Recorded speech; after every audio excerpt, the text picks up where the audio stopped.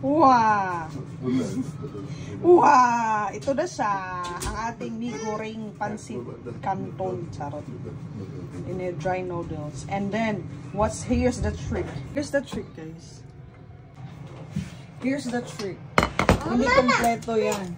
Kapag walang kanin. O, diba? Tapos nilagyan ko konting itlog. Itadakimasu. Papa. Itadakimasu. Ano, stingy, no? Ano? Ha? Where are you going? Shoot! Good job! Oh, yay! Gagala na lang ito isa, oh. Oo. Sinuot niya yung sapatos ng lolo niya. Kumusta naman? Kumusta naman? Hey guys! Good morning! Good morning! Good morning! Good morning! Yeah, good afternoon morning. Today is Saturday. At today po ay umuulan. So ngayon guys, we're on the way to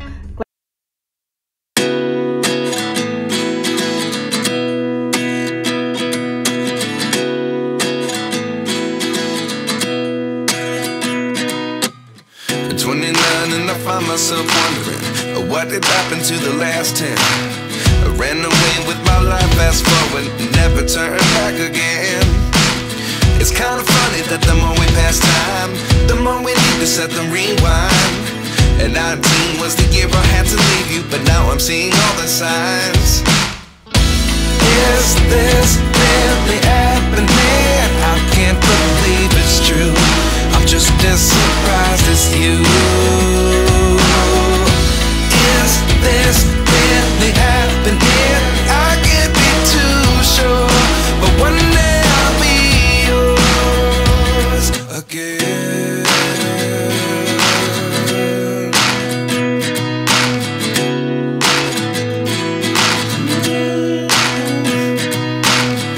Life lessons come one in a dozen. The other 11 get something from nothing. I sit here looking for an answer. Maybe the biggest question was in the ito, tsaka meron doon. Ayan. Nasaan na yun? Ito.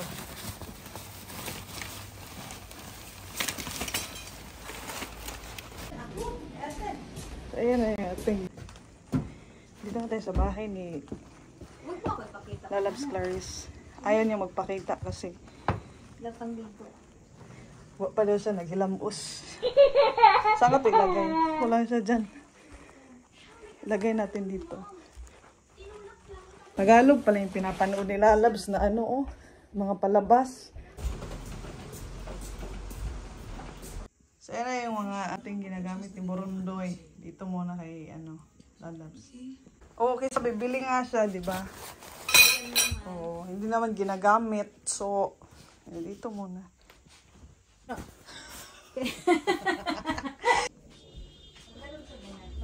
Okay.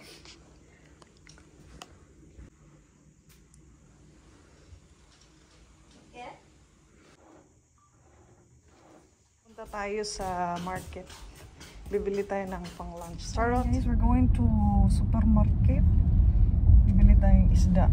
Isda naman yan yung bibili natin. Naman may magagata tayo ng isda. Tapos yung maanghang bagoy. Magmukbang taon niya.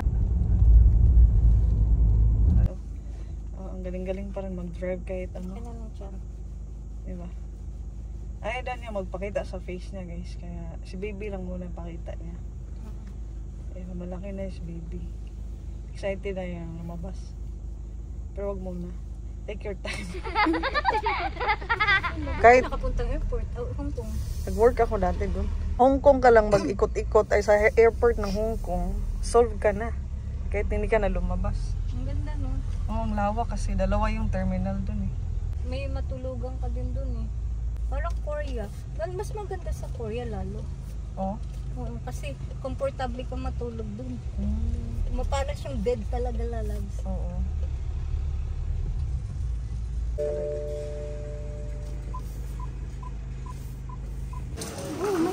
Meron ka? Ang fresh na isda, no? Ano isda yan? Yun nga lang din natin alam. Daming fresh dito, oh. Ito masarap din ata to eh. So, dito nga tayo sa market ngayon, guys. So, maaga kami nakarating. Kaya may mga fresh na isda pa. So, itong pinuntahan pala namin na supermarket, guys, ay pangmasa yung presyo ng kanilang mga bilihin. Oo, kaya dito kami pumunta nila, Labs. So, sa para lang sa inyong kaalaman, na ang mga gulay dito sa Japan, guys, ay talagang mahal compare po sa karne. Kaya kami, pag gusto namin kumain ng Filipino food, minsan lang talaga kami nakakain. At masarap na kumain, di ba guys? Kung kasama mo yung kaibigan mo, nakapwa mo, Pinoy din. So, ang lulutuin pala namin ngayon guys ay yung ginataan na isda. Kasi nag-craving si Buntis ng ginataan. So, isda yung napili natin kasi healthy yung isda, di ba? So, bibili tayo ng gulay. Ayan, tapos mamaya, gagawa din kami ng kinilaw. Yung kinilaw na popular yun sa mga Bisaya. So, ayan, namimili sila Labs ng pangkilaw, yung tuna. Maliit lang po. Kasi dalawa lang naman kami yung kinilaw. Dalawa lang kami kakain. So, yung tuna na yan, guys, pwede pala yan kainin ng fresh. Yan yung favorite ng mga Hapon. Ididip lang nila yan sa soy sauce tsaka wasabi. Solve na. Ako naman, guys, mahilig ako sa sushi pero hindi ako masyado sa mga sashimi. Magkikinilaw kami nila Labs kaya ayun, yun yung favorite ko talaga kasi nakakamiss talaga yung mga pagkain natin dyan sa Pilipinas, di ba? Ngayon si Inday magluto ng pritong isda na host farm. Itong number 2.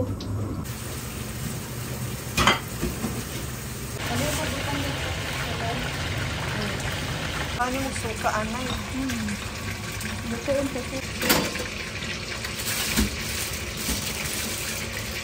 So, dito na ulit tayo sa bahay nila, Labs. So, magpiprito tayong isda, guys. Kaya dapat buksan natin yung mga pintuan. Ayan. Saka yung pati sa CR, binuksan namin yung exhaust fan. Kasi nga dito sa Japan, guys, maliliit yung mga apartment dito. Kaya pag nagluto tayo ng mga malalakas yung amoy na pagkain, talagang manunuot yan sa buong bahay. Yung asawa nila Labs Hapon. Ayaw ng mga Hapon guys ng mga malalakas yung amoy. Like ako nga hindi ako nakapagluto ng tuyo, mga isda dito sa bahay kasi nga ayaw nila, which is kailangan nating irespeto yon. Kung okay lang naman sa mga Hapon, sa asawa mo yung ganyang luto, okay lang din. Pero minsan kasi may mga kapitbahay guys dito na mga Hapon na nagre-reklamo. Which kaya kailangan talaga hanggat maaari iwasan natin magluto ng matatapang, malalakas yung amoy dito sa Japan. Minsan gustong kong kumain ng tuyo kaso bawal nga talaga magluto dito sa bahay. Kaya wala ka si Inday, maglaway ka na lang Day. Pag uwi na lang ng Pinas, doon ka kumain ng napakaraming tuyo, no? Oo, araw-arawin mo yung pagkain ng tuyo. Kasi dito sa Japan talaga wala pas mo dyan kas bulad there is Japan, no? Kani ang ilabot natin kayo, no? No? Wala sa. Tapos yung isda na lalas. Kasi wala mong kani.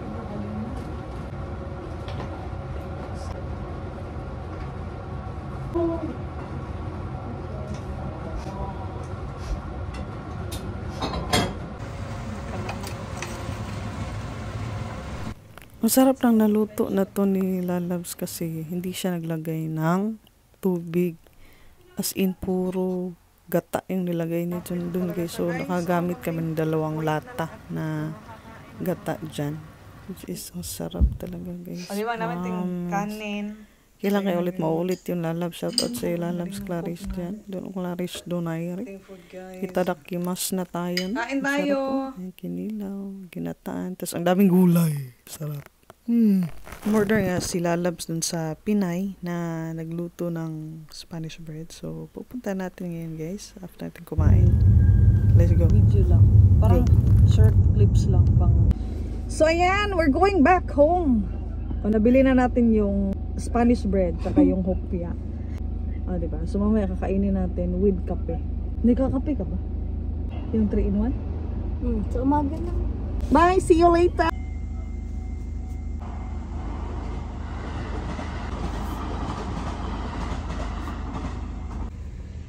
Lexus po. Malayo-layo yun guys na yung pinuntahan namin guys. So ayan guys, andito na kami sa bahay ni Lalabs Clarice. Ha? Nagbablog ako ba? Ikaw ba? Nag-drop by kami doon sa bahay ng kapatid ni Ryan. Kung kilala niyo si Ryan. Dinaan namin yung pinabili niyang hopya at saka Spanish bird. Mainit-init pa daw yung Spanish bird. Pero ang ganda ng paggagawa niya ng ano. Akala ko hopya eh. May lumi. Wala, may kape. Ano to? Gatas lang. Wala yung kape. Hindi. Kasi wala na siya doon. May galit yata to sa Lalabs Clarice ngayon. Pasok dyan. Sabi niya, ayan, ito na yung kape, oh. Masarap yan. Tikim ko yung maalat. The World Between Us pala yung title niya.